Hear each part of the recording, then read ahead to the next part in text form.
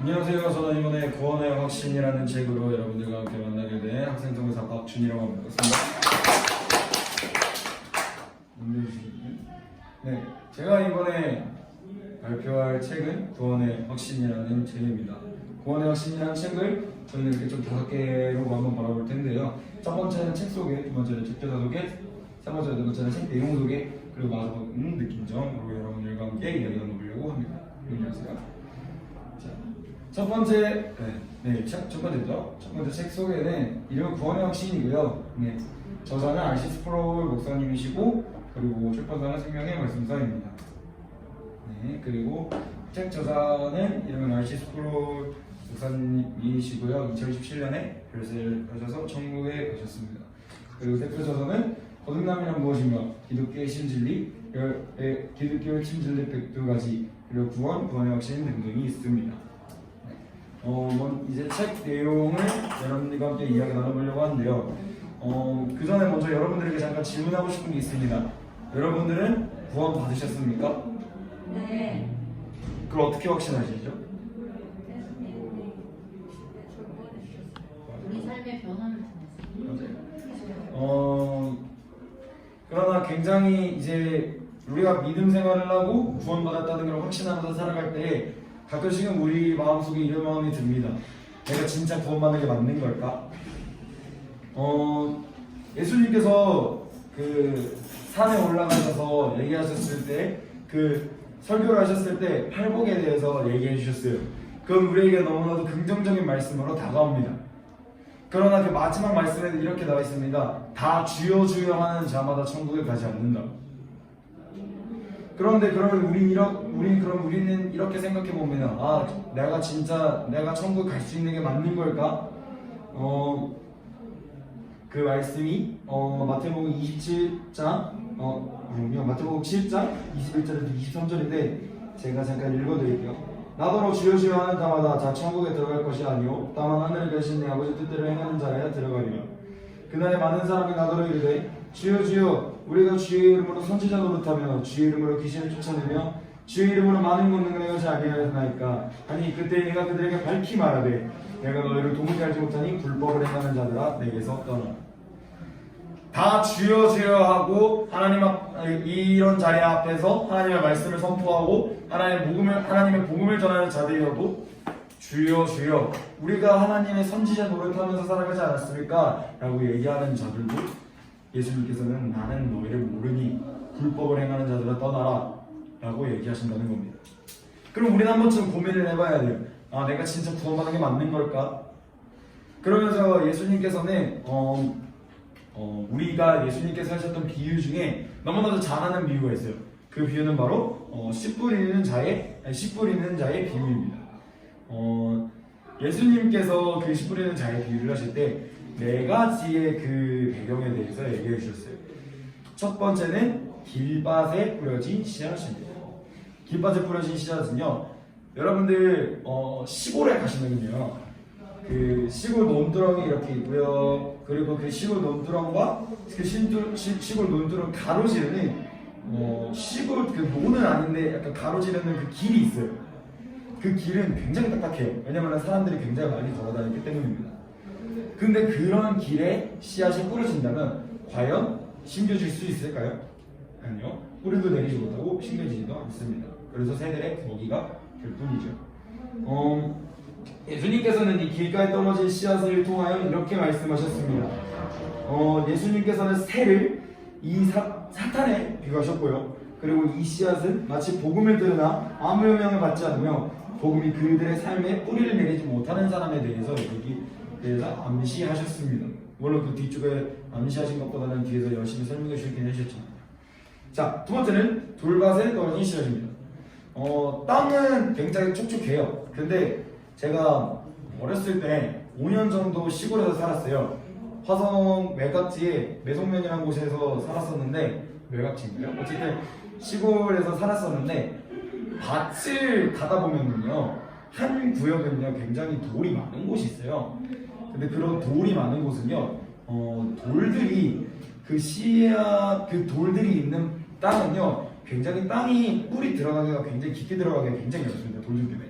그래서 굉장히 낮게 들어가요.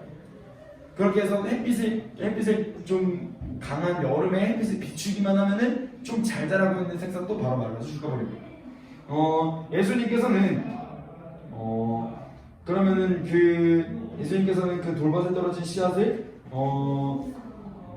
그 밭과 그 씨앗이 뿌려진 그 예시를 통해서 이런 것을 말씀하시길 원하셨던 것입니다. 신앙의 길에 필연적으로 뒤따르는 시련과 박해 때문에 많은 사람은 믿음을 버리게 될 것이라고 암시하셨습니다. 우리의 믿음의 삶 속에서 다 평탄대로고 꽃길만을 걸어가진 않아요. 가시밭길도 있을 거고요. 꽃길을 걷는다고 난 갔는데 북꽃길을 걷고 있을 때가 많아요. 그러나 근데 그런 뒤따라오는 내 믿음의 생활에 그 뒤따라오는 그 시험을 이기지 못하고 믿음을 버리는 사람들이 많다는 것입니다. 세 번째는 가시떨기에 뿌려진 씨앗입니다. 이 씨앗의 의미는요, 가시떨기 밭은요, 씨앗이 심겨져도 뿌리는 잘 내렸어요. 근데 가시떨기가 그 씨앗이 자라고 있는 색소를 막습니다. 그래서 잘 못 자라게 해요. 그래서 예수님께서는 이 가시떨기에 뿌려진 씨앗을 통해서 이렇게 말씀하십니다. 하나님의 말씀은 들으나 세상의 염려나 재물의 유혹에 말씀이 막혀 결실하지 못하는 자들이라고 말씀하셨습니다. 그리고 마지막에는 좋은 밭에 뿌려진 그 씨앗에 대해서 얘기하셨습니다. 이건 어떤 걸 의미할까요? 제가 한 명 한 명한테 질문을 해볼게요. 지혜야, 이 좋은 밭에 뿌려진 씨앗은 하나님께서 뭘 원하셔서 이렇게 얘기하셨던 걸까요? 잘 자라라. 맞아. 그죠? 맞아요. 좋은 밭에 심으면 당연히 잘 자라겠죠. 땅도 좋고 되게 딱 자라기 딱 좋은 환경이니까. 근데 그 예수님께서는요, 좋은 땅에 뿌려진 씨앗을 통해서 예수님께서는 이걸 말씀하셨던 겁니다. 이 씨앗 같은 사람은 하나님의 말씀을 듣고 깨달아 결실을 맺는 자. 이 네 가지에서 공통되는 게 있어요. 결실입니다. 우리 한번 생각해 봐야 돼요. 우린 정말 그 믿음 생활하면서 진짜 결실을 맺으면서 살아가고 있는가? 저에게도 굉장히 그게 매우 큰 고민이었어요. 내가 믿음 생활하면서 살아간다고 해. 근데 내 안에 결실은 없어.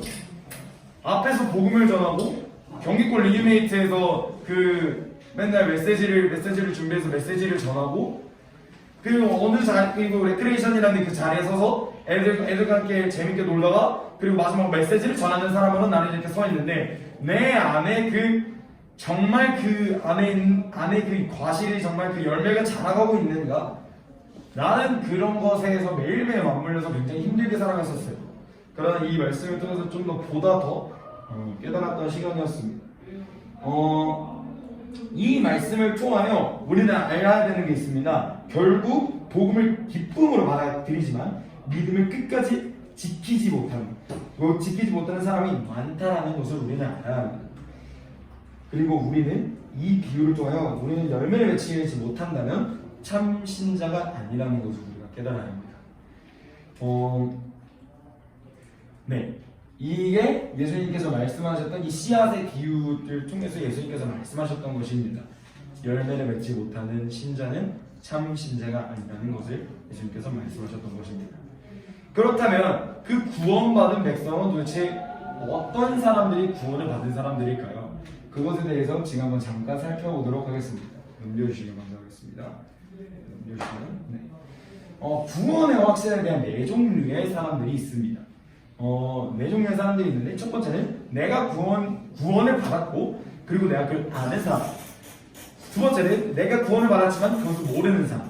세 번째는 내가 구원을 받지 못하겠고 그걸 내가 아는 사람. 네 번째는 내가 구원의 확신을 못 받았지만 그것을 모르는 사람이 있습니다. 그것에 대해서 좀 더 살펴보도록 할게요. 구원을 받았고 그것을 아는 사람들은요, 이제 자신에 대한 믿음, 하나님께서 나에게 구원을 부르셨다는 그 믿음이 확실하게 깨달아집니다. 참된 확신은요 결국에 의심을 극복합니다. 왜냐면요, 참된 확신은 감정 이상해. 내가 감정으로 느껴요. 아, 내가 이게 진짜 구원을 받는 게 맞는 걸까? 그러나 이 참된 확신이라는 것은요, 감정을 뛰어넘는 능력이라는 거예요. 감정 이상의 차원을 뛰어넘기 때문입니다. 네. 이런 사람이 구원을 받았고 그것을 아는 사람입니다. 자신이 가끔씩은 내가 진짜 구원을 받은 게 맞는 걸까라는 그런 고민과 함께 살아가나, 그러나 마지막에는 그 의심을 뚫고 내가 하나님 앞에 구원받았노라 라고 말하는 사람이 참된 확신을 가진 사람이라고 말할 수 있는 것입니다. 그러나 구원을 받았고 그것을 모르는 사람이 있습니다. 우리가 살아가면서 늘 항상 그거를 고민해야 되는 건 맞아요. 내가 진짜 구원을 받으면서 살았는가? 라는 그 고민을 가지면서 살아가는 건 맞지만, 그것에 대해서 믿음이 흔들리는 것도 충분히 있다는 겁니다. 온전히 확신하지 못하는 경우가 충분히 있다는 거예요. 그러나 제가 방금 구원받았고 그것을 아는 사람에 대해서 그거 얘기할 때 잠깐 얘기했죠. 참된 확신은 결국 의심을 극복한다는 거. 만약에 여러분들도 내가 진짜 구원을 받은 걸까? 라는 마음을 통해서 진짜 구원의 확신이 느껴지지 못하시는 분들이 계시다면 의심을 극복하고 하나님 앞에 더욱더 매달리길 소원합니다. 아멘? 자, 그리고 세 번째는 구원받지 못했고 그것을 아는 사람입니다. 그것이 이런 사람들이 대부분의 지금 현재 밖에서 살아가고 있는 사람들입니다. 내가 구원받지 못한 걸 알아. 그 구원받지 못했다는 것을 너무나 잘 아는 사람들이 대부분의 밖에서 살아가고 있는 사람들입니다. 이런 사람들은요, 바울이 그 많은 서신서들을 썼는데 그 중에 한 서신서에서 이런 말을 씁니다. 바울이 말한 구원받지 못했고 그것을 아는 사람들은요, 타락한 사람들이라고 말을 합니다.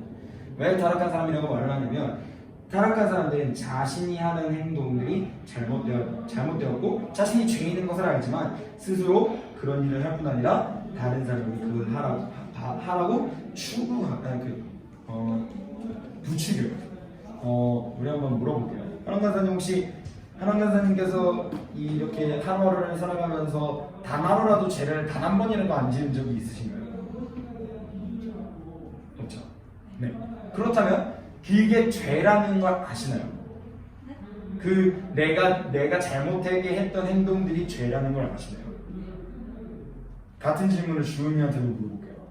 정말 그 자신이 잘못했던 그 행동이 진짜 죄라고 느껴지시나요? 좋아요. 안 느껴질 수도 있어요. 자, 그럼 우리 지혜한테도 한번 물어볼게요. 지혜, 방금이랑 같은 질문을 할게요. 지혜가 만약에 하루를 살면서 내가 모르는 행동이든 알고 있던 행동이든 내가 잘못된 행동을 했다. 그러면 그게 죄라고 느껴지시나요? 네, 맞아요. 네. 네라고 대답했습니다. 같은 질문 해볼게요. 네, 같은 질문 해볼게요. 네, 맞아요. 그 죄라고 느껴지는 사람이 구원받은 사람이라고 다시 한번 얘기해 볼 수는 있지만, 그러나 밖에서 살아가고 있는 사람들, 지금 세상에 있는 사람들은 괜찮아요. 주은이 이제 다시 처음부터 하나하나 다시 해나가면 되는 거예요.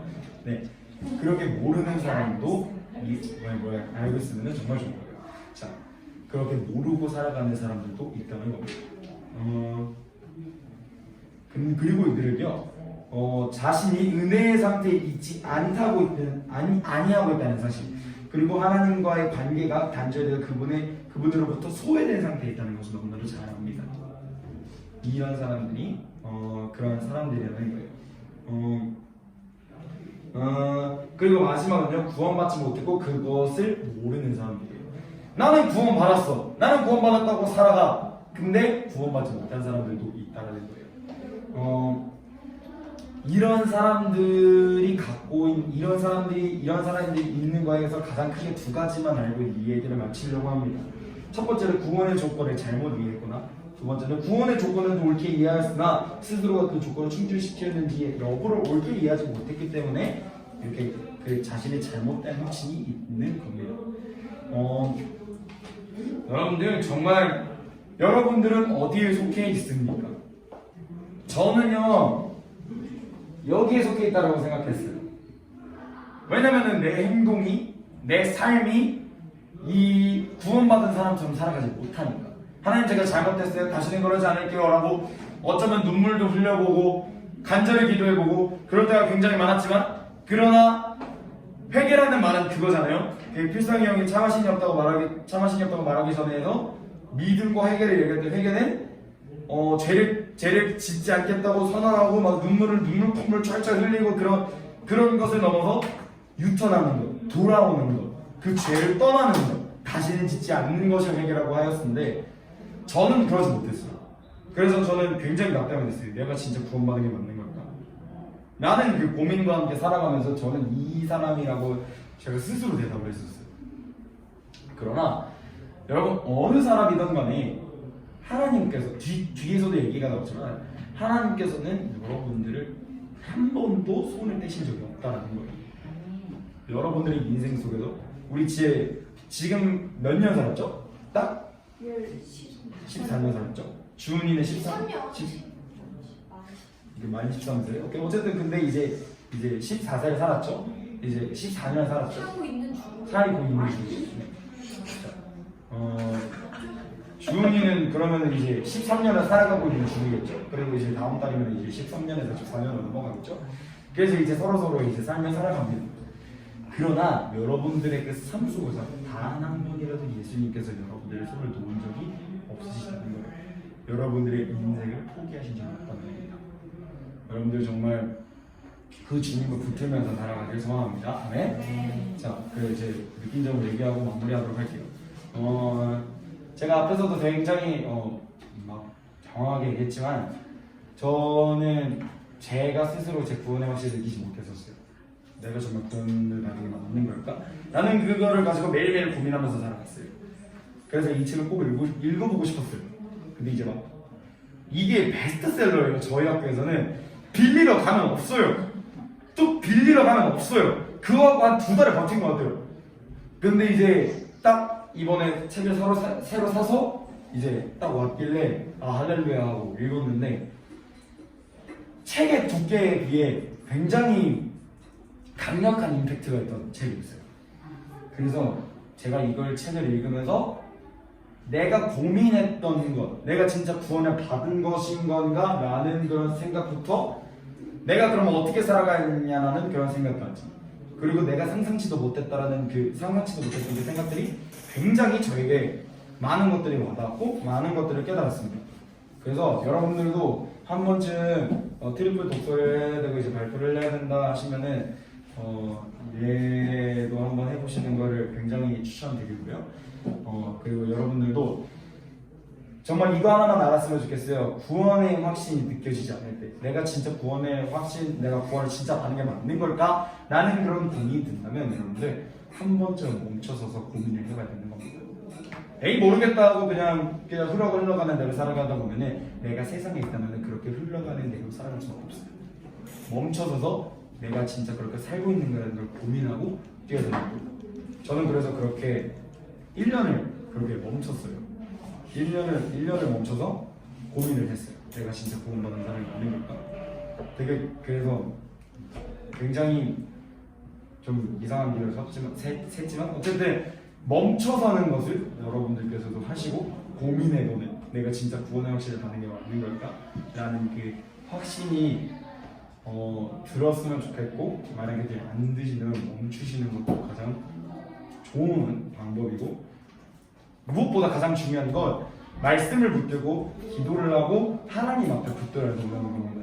세상 것을 바라보면서 내가 세상 것을 이겨야지 라고 세상 것을 바라보면서 싸우는 것이 아니라 하나님만을 바라보며 하나님을 따라가기에 힘쓰는 자들 여러분들이 되시길 소원합니다. 네. 자, 기장으로 독서 발표를 마치도록 하겠습니다. 감사합니다.